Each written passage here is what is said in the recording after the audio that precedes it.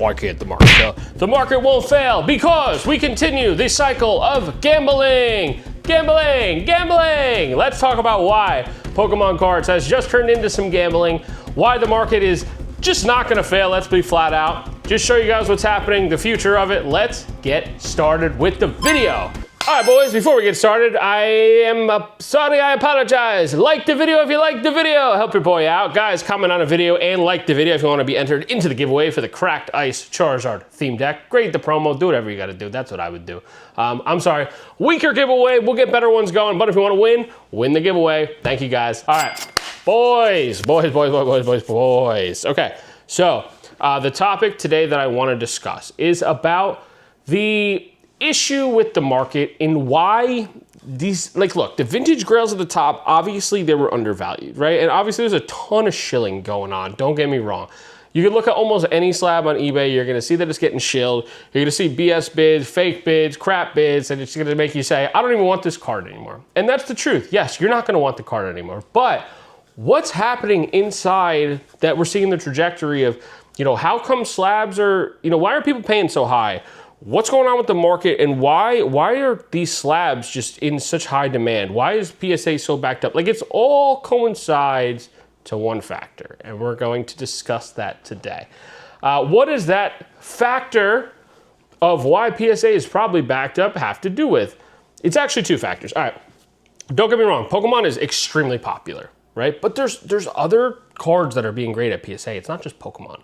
It's Pokemon, it's Naruto now, it's Yu-Gi-Oh! It's not really Magic, but it's Gundam, it's Dragon Ball Z, it's insane stuff, right? But what's happening with these cards that we're seeing that is, it's One Piece, I forgot One Piece. People are gonna get mad if I don't say One Piece, right? What's happening that we're seeing that is causing all of this continued inflection of, why can't we grade? Why are things so expensive? Why are people paying so strong in such an expensive market? What's going on? Guys, the problem is the gambling in the hobby. And it's so serious. And hear me out, okay? Why is the hobby full of gambling? All right, let's think about this. Let's start from point A, okay? Number one, you open a pack to get the cards. That's gambling, okay? You're paying, let's say in olden time, let's just say current time. You're paying $10 on average to open a pack, right? You want to hit a card that's probably $200 raw or $1,000, or $500 in a 10, okay? So let's just kind of keep that in mind. We're opening a $10 pack to try to hit, $200 card raw, $500 in a 10. Let's just use those numbers on that sense, right? Okay, that's gambling number one because you're paying money to open something to try to get more value, all right? Now listen, I understand there are collectors that are opening to try to hit, all right? But most of the time, a lot of people are gambling right now to try to make money in the hobby. It's just a fact, and it's an obvious thing. So, sorry collectors, I'm a collector, I love collecting, I've talked about this, but this is about the financial space today of Pokemon, all right? That's what it's about. Next and foremost, what happens after we hit said card? Okay, you hit a card that's worth $200. We gambled to get the card. We're gambling again. We're paying PSA money to gamble to grade our card to hope that we get a 10. Great. Okay, we've gambled twice already trying to get. Now we've hit twice in a row, right? It's like we're playing multiple blackjack hands, right? We're doing a tout. We're doing a little ladder bet here, right? Ladder bet. Okay, we've gotten the card, now it's a 10, now it's $500. Most people don't have sales channels to sell their cards in the Pokemon space. So what do they gotta do? They gotta sell it to people in the hobby, all right? And they go up to vendors and they sell it at probably 80%. Okay.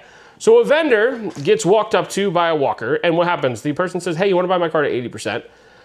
It's a safer gamble to buy 80%, but it's still a gamble because of how volatile the market is on especially modern cards, right? But if a card, drops down in price, it's a gamble for the vendor. If it goes up in price, it's a gamble that it went good for the vendor. So now we have three gambles, right, that have happened in the changing of hands, okay? What does the vendor mostly do?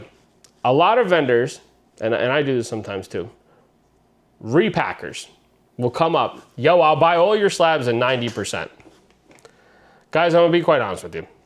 As somebody who tries to buy 80% most of the time, when somebody offers 90%, it is very hard to say no because they'll take things that you don't want to, that you are that you want to sell. Sorry, little brain fuzz there. They'll take things that you want to sell that you have trouble selling that you'll have to wait for 100% for from other stuff, right? From other people to wait. It takes time.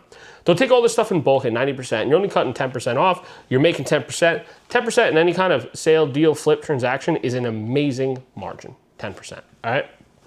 Now, guys, think about it.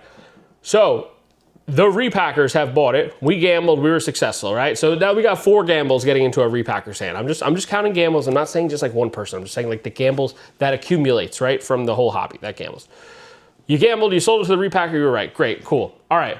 What happens to that card, that slab? That goes to the repacker. Repacker sells it to the person that sent him out to buy it, to the people that are making these gamble games, right? So they sell the cards at 92, 93, 94% to these people that are up at the top, right? And maybe, listen, maybe they're buying slabs from you at 88% and they're trying to sell it at 92. Some of them are pieces of, you know what, and like, you know, look out for the ones, but most of the time you should sell them to people trying to buy at 90 because they're not really taking a cut. They're not trying to make their cut bigger if trying to sell these people. So the dawn of everything, right? What are they doing? They are building these repacks and they are working for people for these big companies, all right? GameStop, Power Packs, Triumph Rips. There's other ones, right? But like, let's just kind of focus on these. All right, cool, great.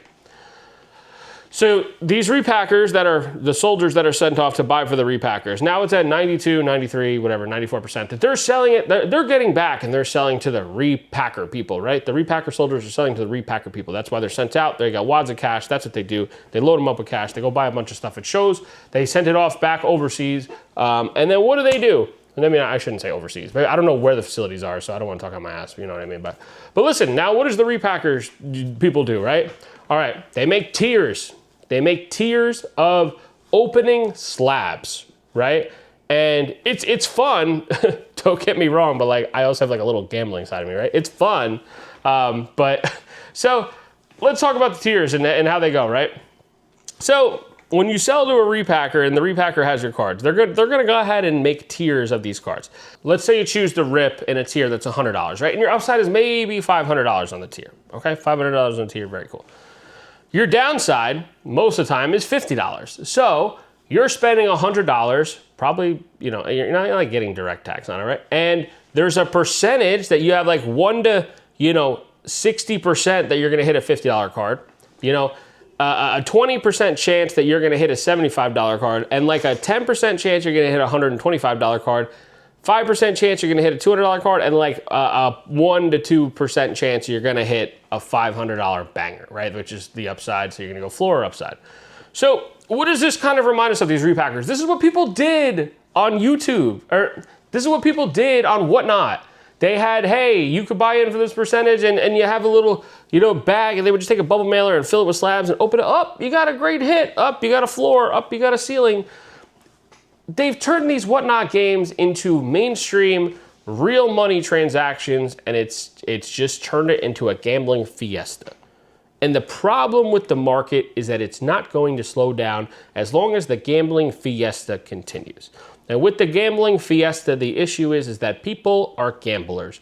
Sports betting is legal now. People love casinos, and this is all like including myself, don't get me wrong. But do you know how hard it is when you take like when you have like a couple beers and then like you're hanging out with your boys and it's like, do you want to play blackjack or like we want to rip some slabs? Like you feel like a freaking degenerates, and I've done it myself, right? What happens when you rip some slabs? All right, cool. Let's do the $100. Let's just talk about Triumph, right? Let's do a $100 tier. Cool. All right, it does a little spin. You get lucky, and it'll do a different color, and the different color will signify your luck. Maybe you want a red one for the best luck, right? Okay, so you spin it. What happens? You hit a $125 card. Sick. The comps are probably wrong. Number one, right? They say, oh, you made some money. The comps are probably wrong. You probably evened out. Okay. They always take like the highest comp. There's a lot of BS going on with that comp. And this is just to enlighten you guys in that sense, right? And then what's going to happen? You're probably going to sell back that card to them for, okay, take it for, whatever, $125. They say, great, thanks. We'll give you $125 for this card. You just spent $100 to spin. We probably overcomped it. We probably got it back for $90. You probably just rebought it back for our percentage. So it's a lot of scam going on in that sense, right? That's why you gotta be careful with these rips. Then what do? You get $125 back. Ah, sweet, bro, I made a little bit of money. I got some money back on the slab, right? All right, let's go ahead and DJ spin that shit. We spin it again, another $100. Womp, womp, womp. I hit a $75 card. Really, really cool. Okay, what do?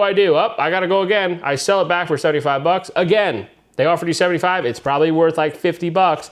They made, or it's probably worth like 100 bucks. They made some money there. They're shaving more margin on the top. They give you a number. They say you want it for this. You're not thinking what's the comps. You're not comping the card. All you're doing is saying I want to spin again. So that's the gambling side of this, of why the hobby is going so insane, right? And then you now have 75 that they just gave you on a buyback. That's probably, much less than what the card's worth. Let's be real. They always do the scam comp. Then you have 25 left over because you had the 25 after you hit the $125. Follow me. You have $100 left, okay? Because if they offer you 75 in the second miss and you got 125 in the first hit, you have $100 left. Get what I'm trying to say. You spin it again, what happens? You hit a $50 card. You see the cycle, you keep going down. Maybe you hit a banger. The chance of hitting a banger is really, really low. But this is the problem, is that most of the time we're selling the cards back. So as these companies continue to round up these slabs and continue to, I'm not saying they can overhaul the market, right? But they're buying a lot of slabs. There's a lot of buying power that are buying slabs. And it's because it's very difficult to turn down 90% when we're buying at 80. And it has turned into where these repack companies are playing at the top. And guys, unfortunately, with what's happening with all this, it's why I don't think the market's gonna slow down. Guys, it's sad to see. I don't know what the future of it really is. Repackers are not going anywhere. Gambling culture is a real thing. It has turned Pokemon into this kind of insane, disgusting monopoly on that sense of where, now that these big dogs and these great ideas have gotten in, I don't know somebody's got to go to jail for tax fraud somewhere, right? It is what it is. We're kind of cooked, don't get me wrong. But the market's not going to slow down. Keep playing every day. Continue to buy the cards that you can when you get percentages and hold on tight to your inventory. People will pay you for it.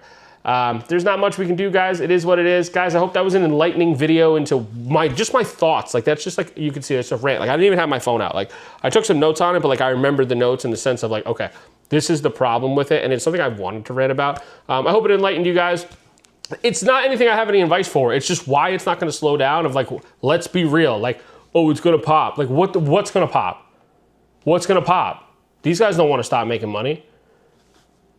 Like, we're cooked. It's not going anywhere. I don't know. The $100,000 slabs are going to drop down to $85,000. You just saw Crystal Skyridge Charizard 10 sold for $85,000. It was an old cert. The thing was selling for $100,000 to $110,000 all day last week. Like, it's just, maybe those things are going to drop, but like, if you look at the increase of volume of slab, and let's just round one thing out. That's why people can't grade, because people keep grading because they want to grade because they're making money. It's the problem.